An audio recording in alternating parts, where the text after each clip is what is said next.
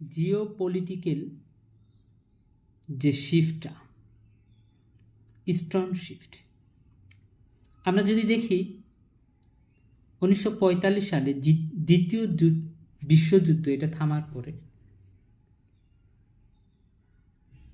Jio political যে কন্ডিশনটা এটা ছিল হচ্ছে স্নায়ু যুদ্ধের উপর। কেমন? সবসময় যুক্তরাষ্ট্র, ইউরোপের যে বিভিন্ন দেশ, এরা হচ্ছে রাশিয়ার সাথে কিন্তু একটা যুদ্ধ করেছে বিভিন্নভাবে, সেটাকে বলা হয় স্নায়ু যুদ্ধ।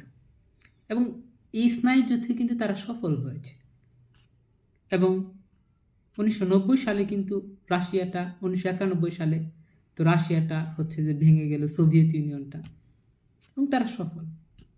এবং এরপরেও কিন্তু জিওপলিটিক্যাল রাজনীতিটা বা হচ্ছে জিওপলিটিক্যাল কন্ডিশনটা এটা কিন্তু মধ্যপ্রাচ্যের মধ্যে চলে আসলো। কিভাবে? 2001 সালে কিন্তু আফগানিস্তান, ইরানের যে মধ্যপ্রাচ্য, যে আমাদের যে এশিয়ার যে মধ্যপ্রাচ্য যে দেশগুলো রয়েছে, কাতার, কুয়েত, সৌদি, ইরান, এর মাঝে জিওপলিটিক্যাল কন্ডিশনটা এইখানে দ্রবীভূতেছে। আবার আমরা 2020 সালের পরে আমরা দেখলাম তৎকালীন মার্কিন প্রেসিডেন্ট জো বাইডেন, তিনি কিন্তু যে মধ্যপ্রাচ্য থেকে বিভিন্ন সৈন্য কিন্তু সরিয়ে নিল, আফগানিস্তান থেকে সরিয়ে নিল, এবং তাদের এখন জিওপলিটিক্যাল কন্ডিশন হচ্ছে এই ইন্দো প্যাসিফিক রিজনে।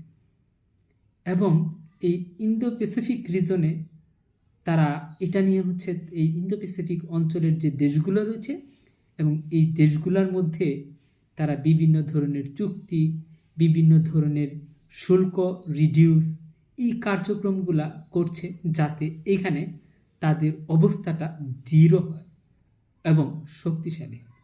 ধন্যবাদ।